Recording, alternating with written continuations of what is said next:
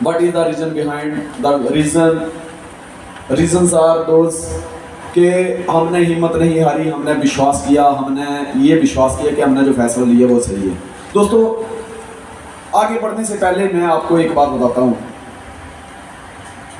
गुरु नानक साहब ने एक बड़ी अच्छी बात बोली है, जो बहुत अच्छा मैसेज दिया है, मतलब इंसान को जिससे तसल्ली होती है, समझने वाला एक मैसेज है कि नानक दुखिया सब संसार। इस संसार में सुख या सुख ढूंढना मुश्किल है, सुखी कोई नहीं है। हर बंदा किसी ना किसी कारण से दुखी है। बच्चा जब पैदा होता है तो जोर जोर से चिल्लाता है, मतलब बच्चे को बचपन में कोई ना कोई शारीरिक रोग से दुखी है, किसी के बाल झड़ रहे हैं उससे दुखी है, किसी के बाल बहुत लंबे हैं उससे दुखी है, किसी का रंग काला है उससे दुखी है, किसी का ज़्यादा गोरा है धूप में निकलता है काला हो जाता है उससे दुखी है, कोई पड़ोसी से दुखी है, किसी के पास खुद का घर नहीं है, किसी के पास पैसे नहीं है, किसी ने अच्छी पढ़ाई नहीं की, कोई कहता है मेरे पास अच्छे कपड़े नहीं है, कोई कहता है मेरे पास इतना नॉलेज नहीं है, कोई कहता है कि जिसे उसकी टीम बड़ी होगी मेरी क्यों नहीं बड़ी हो रही। मतलब हर इंसान किसी ना किसी दुख से दुखी है। मैं सही बोल रहा हूँ दोस्तों? आज आप अपना अपना दुख लिख लीजिए कि मेरे पास पैसे की कमी है, ये भी एक दुख है।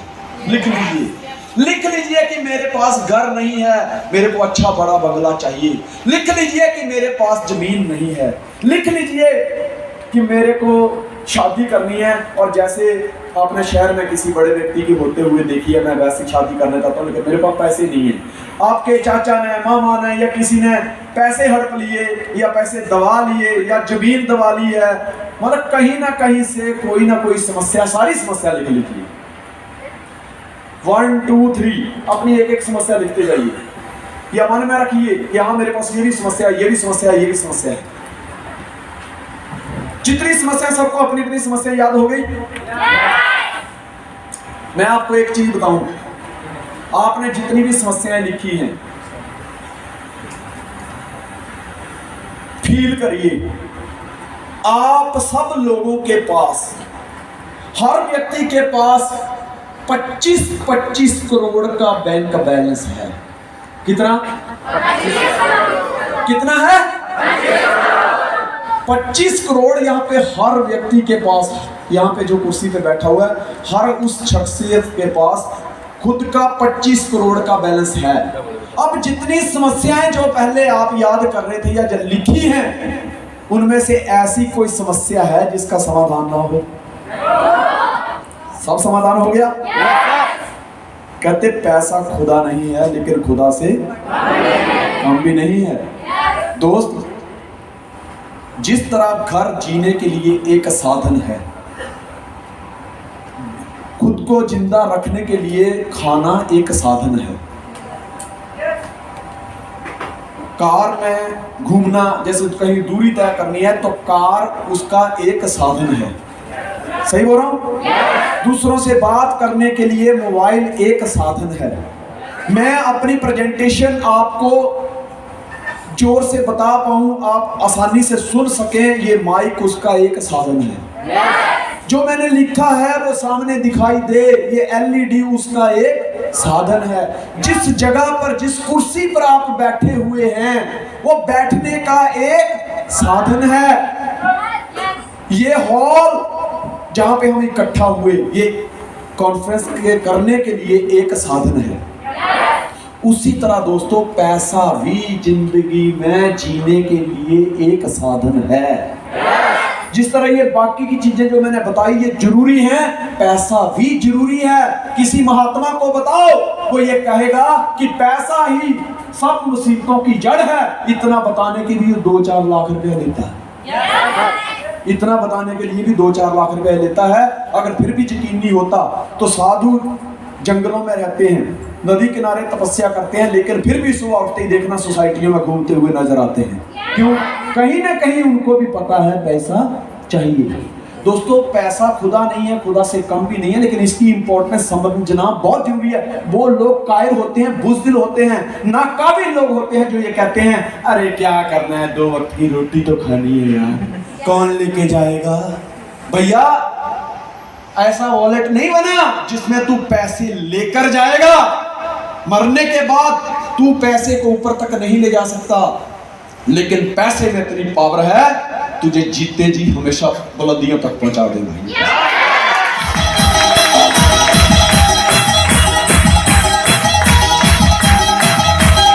तो फ्रेंड्स, मुझे लगता है कि इधर उधर की बातें करने से बेटर है हम वो बात करें जिससे पैसा इकट्ठा होता है। पर पैसा कमाकर करोगे क्या अगर उसकी वैल्यू पता नहीं है आपको? पैसे का वैल्यू पता होना चाहिए। Yes sir. एक बच्चा स्कूल में जाता है, टीचर पढ़ाता है कि पैसे को पैसा खींचता है। बच्चा घर में आता है, उसको मन में एक बात है, पैसे को पैसा खींचता है। वो क्या करता है कि एक इस तरह की कुर्सी के ऊपर एक सिक्का रख देता है 1 रुपए का, और हाथ में 10 का नोट लेके ऐसे दूर खड़ा होता है, कहता आजा आजा, एक बार आजा आजा आजा आजा।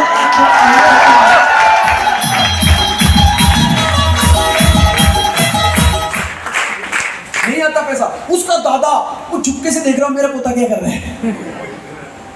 फिर थोड़ी देर, अब वो बेटा पहले यहां होता है, 10 का नोट हाथ में लिया, सिक्का वहां, कहता आजा, फिर नहीं आया, फिर कहता आजा। उधर से दादी आवाज देती है, बेटा सोनू आजा पुत्र, खाना खा ले मेरे गुड्डा, आजा बेटा। वो कहता आजा आजा, नहीं आया, फिर आजा आजा। धीरे धीरे जैसे दादा ने बोला क्या कर रहा है, कहता आजा आजा, नहीं, उठा के जेब में डाल दिया। बच्चा कहता है पापा दादा मास्टर झूठ बोलता है, ऐसे झूठे मास्टर के पास मुझे नहीं पढ़ाई करनी। दादा ने बोला बेटा ऐसा क्या हुआ? बोले मास्टर ने बोला पैसे को पैसा खींचता है। मैंने आज प्रैक्टिकल देखा करके, यहाँ पे 1 रुपए का सिक्का रखा था, 10 का नोट मेरे हाथ में था, मैंने बोला आजा आजा, बड़े प्यार से बोला, धीरे बोला, गुस्से में बोला, पर वो नहीं आया। बोले बेटा आ गया। बोले क्यों? बोले ये बता पावर 1 रुपए में ज्यादा है या 10 रुपए में? बोले 10 रुपए में। ठीक है ना? लेकिन देख तू यहां से चलकर वहां तक गया, पावरफुल लोग अपनी ताकत बढ़ाने के लिए कहीं जाना पड़ता है तो वहां पहुंच जाते हैं। एक सिक्का उसको अभिमान था, वो वहां से वहां तक नहीं गया, लेकिन 10 का नोट 1 रुपए के सिक्के ने उसको खींच लिया, क्योंकि सिक्का भारी होता है, नोट हल्का होता है।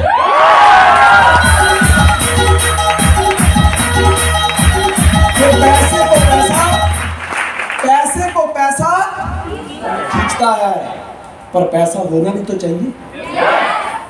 ये बात कहने को बड़ी अच्छी लगती है, जब शादी होनी होती है ना, तो जो बीच वाला नहीं होता, बिचौला बोलते हैं, अपांच गढ़िया बोलते हैं ना, क्या बोलते हैं, मीडियम, ये तो इंग्लिश वर्ड हो गया ना, बीच वाला, शादी लाल घर जोड़े, बीच वाला जो होता है, मतलब इधर भी बात करनी उधर भी बात करनी, तो क्या बोलते हैं, कनेक्शन क्रिएटर, तारें जोड़ना इधर की इधर, सही जुड़ गई तो बिजली, नहीं तो फड़फड़।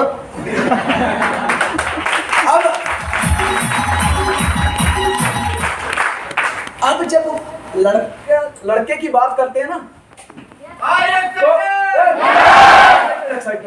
सुनो पहले, जब लड़के की बात करता है ना जाके, लड़की बात करता, अरे लड़का क्या काबिलियत है यार उसके अंदर, अरे लड़का बोलो तो गोभी के फूल जैसा है भाई साहब, ये तो तुम अपना किस्मत ही समझो, तुम्हारी लड़की को उसका नाक टेढ़ा है, उसको भी ये लड़के ने पसंद है।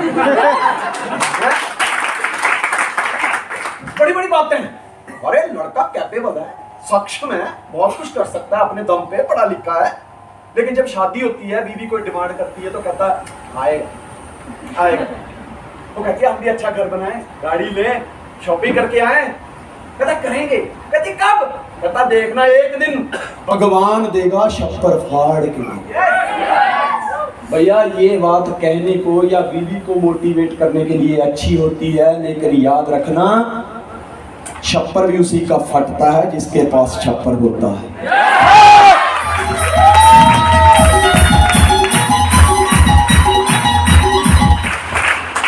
आदमी को मरने के बाद जिन लकड़ियों से जलाया जाता है वो पैसे से आती है। कैरोसिन डालना है ऊपर, या डालडा घी डालना है, या देसी घी डालना है, ये भी आदमी की जेब ही तय करती है। और जिस माचिस से आग लगाई जाती है वो भी माचिस पैसे से आती है।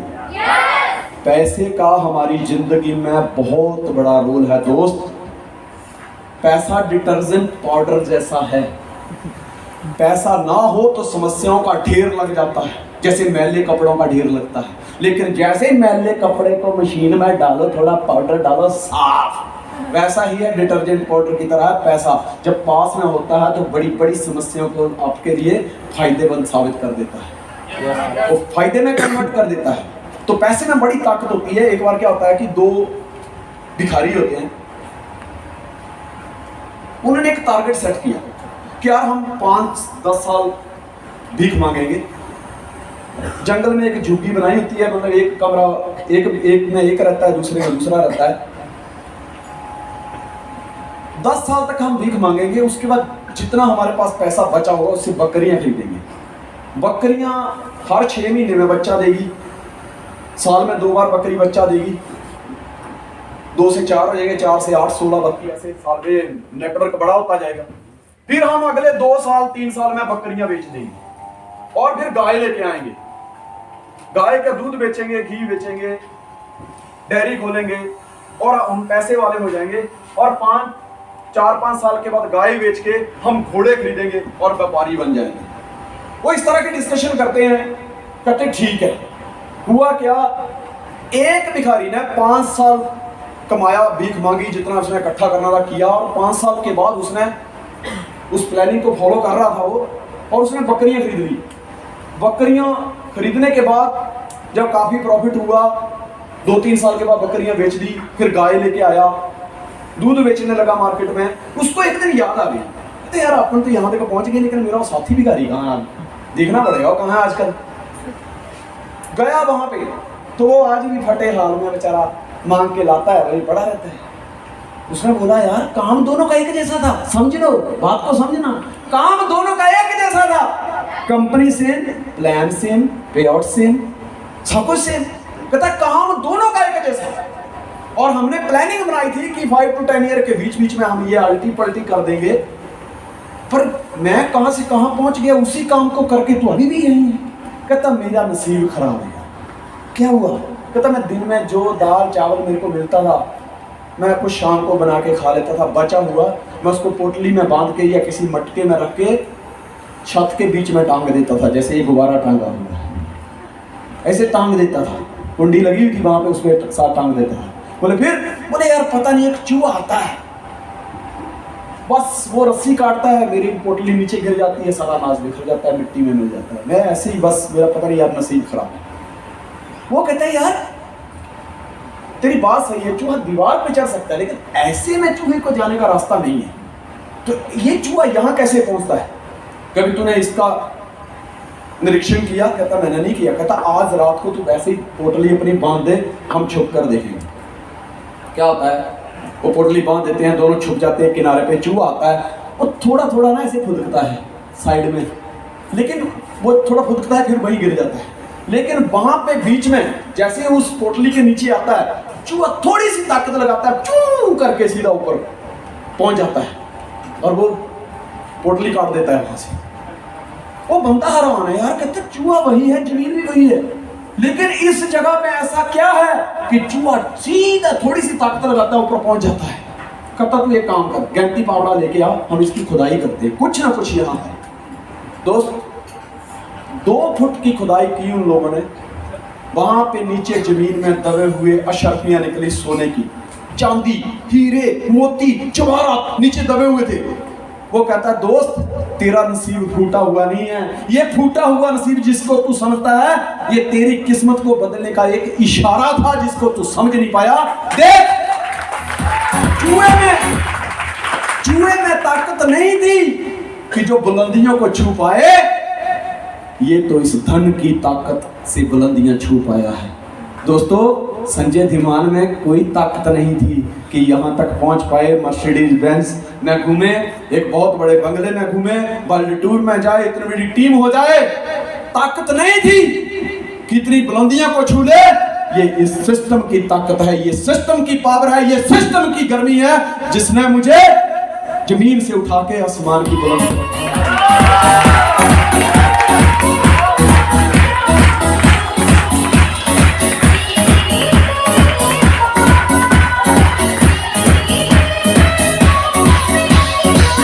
आगे बढ़ने से पहले मुझे एक जोक याद आ गया कि एक ना हस्बैंड वाइफ, मतलब नई नई शादी हुई थी, 8-9 महीने हुए थे। अभिनीत की बात नहीं कर रहा, 2 साल हो गए मैं बात कर रहा हूँ। अरे कर गए ससुराल में, अपनी वाइफ को लेकर ससुराल में गया, ये नहीं उसका मायका। वहां पे गया, खाना पीना सोए रहना, मस्त रहना। 10 दिन हो गए, 12 दिन हो गए, 14 दिन हो गए, 15 दिन हो गए। 15 दिन के बाद ना सास धीरे से आके कहती है, दामाद जी अपने घर चल जाए, अभी लोग क्या कहेंगे। लोग कहते हैं ना, यार मैं ये करूंगा तो लोग क्या कहेंगे। तो धीरे से सास उसका कहते हैं, दामाद जी अपने घर चले जाओ, अभी लोग क्या कहेंगे। दामाद उसको कहता है, तुम्हारी बेटी मेरे यहाँ 8 महीने से रह रही है, हम तो कुछ नहीं कह रहे।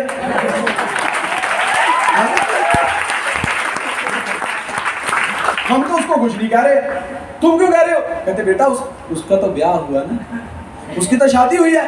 कहता है, सालो मेरे को चोरी करके लाया गया यहाँ, तो मेरी भी तो शादी हुई है, मुझे कौन सा अगवा किया गया है, मेरी भी तो शादी हुई है। सो फ्रेंड्स, जिंदगी में कहते हैं हंसना बहुत जरूरी है। कहते जिसको स्माइल करने आ गया उसको माइल करने आ गया। चलते हैं हम आगे। मेरी जिंदगी के 19 सालों का कुछ निचोड़ है जो मैं आपके लिए ये मोती चुन चुन के लाया हूँ, और मुझे पूरा विश्वास है कि आप इनमें से अगर कोई एक बात भी आपको क्लिक कर जाए ना, एक बात, हेलो, एक बात भी अगर मेरी बताई हुई बातों में कोई क्लिक कर जाए तो उसको पल्ले बांध लेना, उसको पकड़ कर रखना। बड़े बड़े बवंडर, बड़े बड़े तूफानों से आपको बाहर लेके जाएगी वो बात। ये मेरा विश्वास है, मेरा तजुर्बा है 19 साल का। आप जहां पे हैं वहां से आपकी परिस्थिति और अच्छी हो जाएगी, बस उसको पल्ले बांध लेना। नेक्स्ट प्लीज पीछे देखिए। Principle that lead to success, सिद्धांत जो सफलता की ओर लेकर जाते हैं। जैसे नाव होती है ना, इस किनारे से उस किनारे तक लेके जाती है, वैसे ये तजुर्बा है जो यहाँ से वहां तक लेके जाएगा, जो 9 सेल वाले को 50 सेल तक लेके जाएगा, 50 वाले को 5 माइल, 5 वाले को 10, 25, 100, 200, 500, 1000 और 5000, ऐसे करके। ये वो सिद्धांत है जो आपको वहां तक पहुंचाते हैं। क्या जाना चाहते हो? नेक्स्ट, जैसे हमने बात करी थी पैसे की, हमें काबिल बनना है, इतना काबिल बनना है कि जिंदगी में इतने काबिल बन जाओ कि अपनी बारात में किसी की कार किराए पर ना ले जानी पड़े। अक्सर होता है, फोन आता है, यार अपनी कार देना ना यार। क्यों? शादी है मेरी, शादी तेरी, बीवी तेरी, कार मेरी, ये कौन सा कॉन्सेप्ट है भाई? है? कम से कम अपने आप को इतना कैपेबल बना लो कि आपकी शादी में जब आपकी लंबी सी कार जाए तो दूसरा कोई दोबारा बोले, अपन की शादी में भी ऐसी कार होगी।